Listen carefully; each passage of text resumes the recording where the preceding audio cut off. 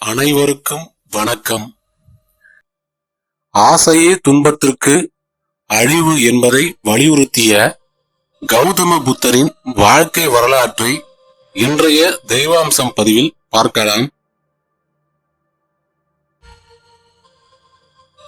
சித்தார்த்த கௌதமா அவர்கள் கபிலவஸ்து பேரரசரான சுத்தோதனா கௌதமா என்ற அரசருக்கும் மகாமாயா என்ற அரசிக்கும் மகனாக நேபாளில் உள்ள லும்பினி என்ற இடத்தில் பிறந்தார். புத்தர் பிறந்த போது அவரது வளமான எதிர்காலத்தை சுட்டிக்காட்டும் விதமாக அவரது உடலில் 32 புனிதமான பிறவி அடையாளங்கள் இருந்ததாக கூறப்பட்டது. அவர் பிறந்து 7 நாட்கள் கழித்து அவரது தாயார் இறந்ததால் அவர் மகா பிரஜாபதி என்ற அவரது சகோதரியால் வளர்க்கப்பட்டார்.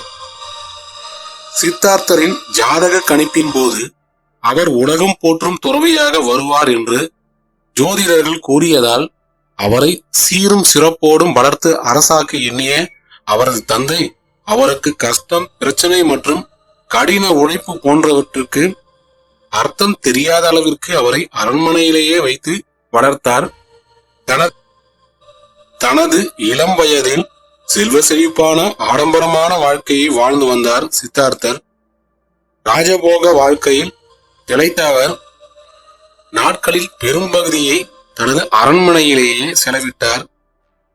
எங்கு தனது மகன் உலக இன்பங்களை துறந்து சாமியாராக போய்விடுவான் என்று அஞ்சிய அரசர் சுத்தோதனா சித்தார்த்தர் அவர்களுக்கு 16 வயது இருக்கும் போது யசோதரா என்ற பெண்ணை மணமுடித்து வைத்தார்.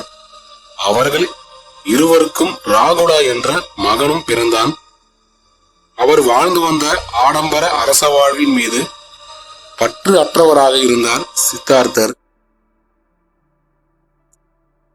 ஒரு காலகட்டத்திற்கு பிறகு சித்தார்த்தருக்கு வாழ்க்கையும் இல்லற வாழ்க்கையும் வெறுத்து போனதால் உலகின் தனது பிறப்பிற்கான காரணத்தை அறிய வேண்டி ஒரு நாள் யாருக்கும் தெரியாமல் தனது தந்தையின் கட்டளைக்கு எதிராக அரண்மனையை விட்டு வெளியே வந்தார். ஜோதிடர்கள் கணித்தது போலவே வழியில் அவர் ஒரு முடமான முதியவர், ஒரு நோய்வாய்ப்பட்ட மனிதன், ஒரு இறந்து போன பிணம், இறுதியாக ஒரு அமைதியான துறவியை பார்த்தார். முதலில் கண்ட 3 பேரும் அவரை கலக்கமுறை செய்தனர். மேலும் அவர்கள் அழகு மற்றும் வாழ்க்கை நிரந்தரமானது அல்ல என்றும் புரிய வைத்தனர். ஆனால் அவர் இறுதியில் கண்ட துறவியின் முகத்திலோ அமைதி தெரிந்தது.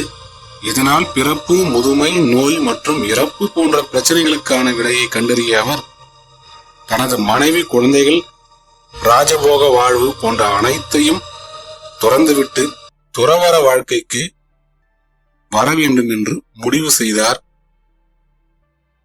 ஒரு நாள் இரவு பொழுதில் தனது வீட்டை விட்டும் வெளியேறினார் சித்தார்த்தர்.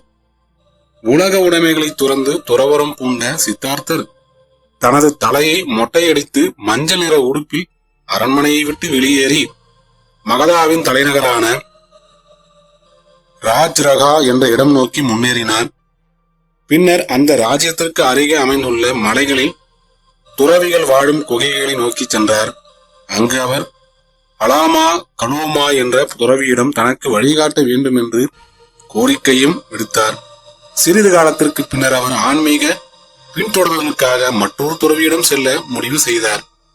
மேலும் அவர் உள்ளார்ந்த பேரின்பத்தை அடைவதற்காக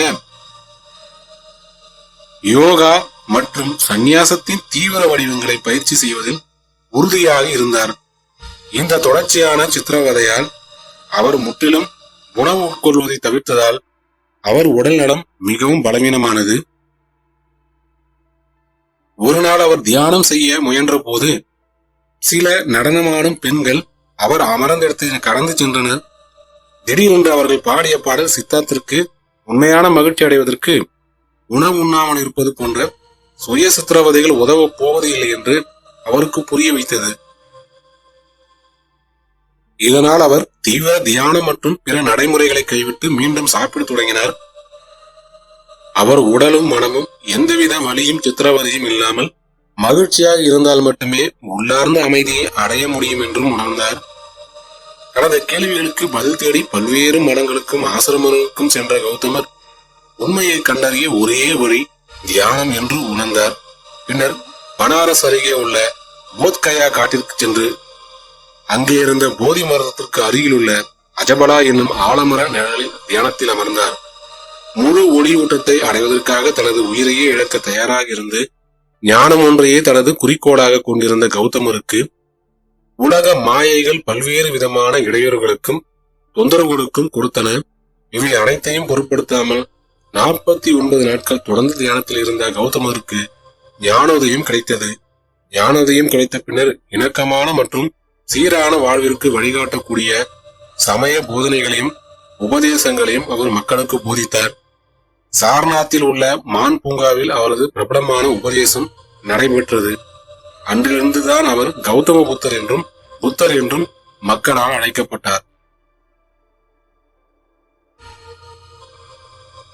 புத்தர் தனது போதனைகளை போதிக்க உலகம் முழுவதும் பயணம் மேற்கொண்டார். எண்ணற்ற சீடர்கள் அவரின் போதனைகளை ஆதரித்து பின்தொடர்ந்தனர். இவரது போதனைகளுக்கு இந்துக்கள் பெரும் எதிர்ப்பு தெரிவித்தனர். கௌதம புத்தரின் போதனைகள் அனைத்தும் மனிதர்களை வாழ்வின் துன்பம் மற்றும் தவிப்பிலிருந்து விடுவிக்கும் ஒரே நோக்கத்தை தழுவியது. ஆகவே அவர் புத்த மதத்தை நிறுவினார். புத்த மதம் ஆசையும் துன்பமே இந்த உலகத்தில் உள்ள எல்லா துன்பங்களுக்கும் முக்கிய காரணம் என்ற கருத்தை மனிதனுக்கு உரைக்கிறது.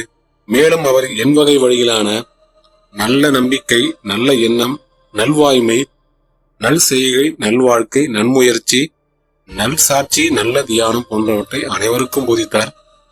இந்த பாதையில் சென்றால் ஒரு நிர்வாணத்தின் இறுதி நோக்கத்தை அடைய முடியும் என்றும் அவர் போதித்தார். அவரது போதனைகள் அனைத்தும் இந்து மதத்தின் சாதி முறைக்கு எதிராகவும் ஏழைகள் பணக்காரர்கள் என்ற பிரிவினை இல்லாமல் இருந்ததால் வெகுவாக பல்வேறு தரப்பட்ட மக்களை ஈர்த்தது. மௌரிய பேரரசரான அசோகர் புத்த மதத்திற்கு ஆதரவளித்தார். சாரநாத் மற்றும் போத்கயா புத்த மதத்தின் மிக முக்கியமான மையங்களாக புத்தர் அவர்கள் தனது சீடர் ஒருவரின் அழைப்பை ஏற்று அவரது வீட்டிற்கு உணவு உண்ணச் சென்றார். அந்த உணவில் அவரது சீடர் கலந்த விஷத்தால் அவர் நோய்வாய்ப்பட்டார். பின்னர் தள்ளாடியவர் குஷினாகா என்ற இடத்திற்கு சென்றார். அவர் தனது இறுதி குளியலை காகுத்தா ஆற்றில் குளித்தார். இதையடுத்து சில நேர ஓய்விற்கு பிறகு அவர் இயற்கை மீண்டும் இதுபோல் மற்றும் ஒரு ஆன்மீக தகவல், ஆன்மீக கதைகள் மூலம் உங்களை சந்திக்கின்றேன். நன்றி, வணக்கம்.